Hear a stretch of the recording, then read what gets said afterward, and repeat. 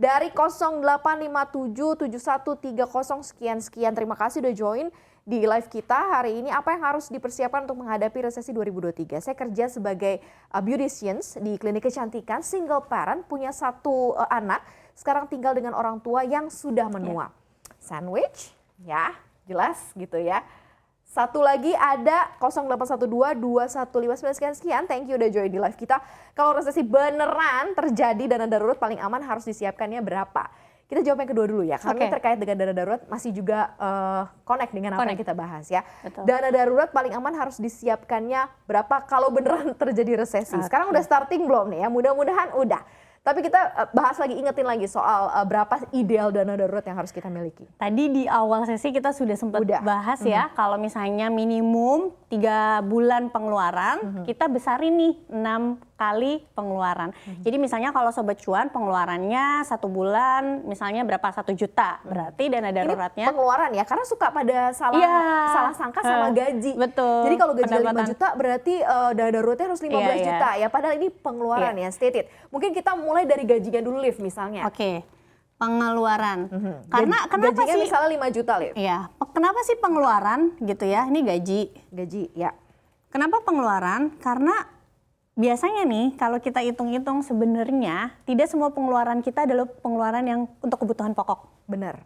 Ya, jadi harusnya kalau terjadi keadaan darurat masih ada pos-pos yang bisa kita pangkas gitu ya. Misalnya pos playing, ya kan, seperti itu. Makanya yang dihitung adalah pengeluaran, bukan pendapatan. Tapi kalau mau pakai pendapatan juga nggak apa-apa, berarti lebih bagus kan. Lebih besar berarti ya. Jadi misalnya contoh pengeluarannya 3 juta, maka kali 6.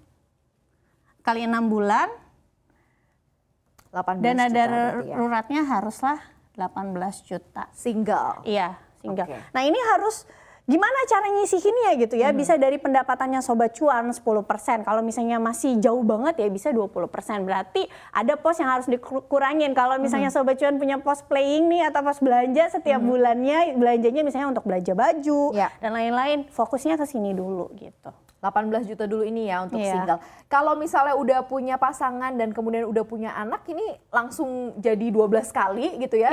Atau berapa sih sebenarnya paling ideal? Sebenarnya kalau ekonomi baik-baik saja kan minimum 6 bulan kan, 6 bulan pengeluaran. Tapi karena ini kondisinya misalnya penuh tantangan ya, dibesarin minimal 8 lah, 8 sampai 12 bulan. 8 ya, mungkin bisa di 24 gitu ya, 24 juta atau mungkin sekitar 30. Ya. Ini kan juga gitu ya, tergantung ya, kalau misalnya suami sama istrinya sama-sama bekerja, tentunya kan akan lebih cepat lagi untuk bisa tercapai juga ya dana daruratnya ya, karena double income. Oke, menjawab yang kedua tadi untuk menghadapi resesi, dia kerja di beauticians, klinik kecantikan, single parents, punya 1 anak dan tinggal bersama orang tua yang sudah menua gitu ya. Tinggal sama orang tua pasti di cover semua gitu ya. Ada kebutuhan anak dan ada kebutuhan orang tua. Nah ini biasanya kalau yang menanggung orang tua, tantangannya adalah biasanya orang tua itu nggak punya proteksi. Ya kan, kalau anak mungkin karena kerja bisa aja ada asuransi dari kantor kan, paling tidak. Nah kalau orang tua biasanya nih nggak punya proteksi, akhirnya kalau orang tuanya sakit, maka anaknya kan perlu biaya yang lebih besar. Nah kalau nggak siap, biasanya ini nih yang bisa mengganggu cash flow, ngambil hutang, ya kan. Nah untuk itu fokus utamanya adalah dana darurat, supaya kalau orang tuanya terjadi resiko, ada bumper. Siapin dana daruratnya mungkin pisah juga kali ya. Dana darurat untuk khusus orang tua sendiri dan dana darurat untuk dia dan anaknya ya. Jadi mulai untuk mungkin mempunyai 2 kantong dana darurat ya. Karena kalau misalnya struggle sekali sih, kamu harus memulainya mulai dari sekarang. Karena jangan sampai kan kalau misalnya terjadi keadaan darurat sama orang tua, kita malah jadinya berhutang dan justru memberatkan cash flow kita ke depannya. Akhirnya karena cash flow-nya berantakan, ambil utang lagi, akhirnya utangnya malah ngegulung gitu. Jadi lebih baik persiapkan dulu untuk orang tuanya.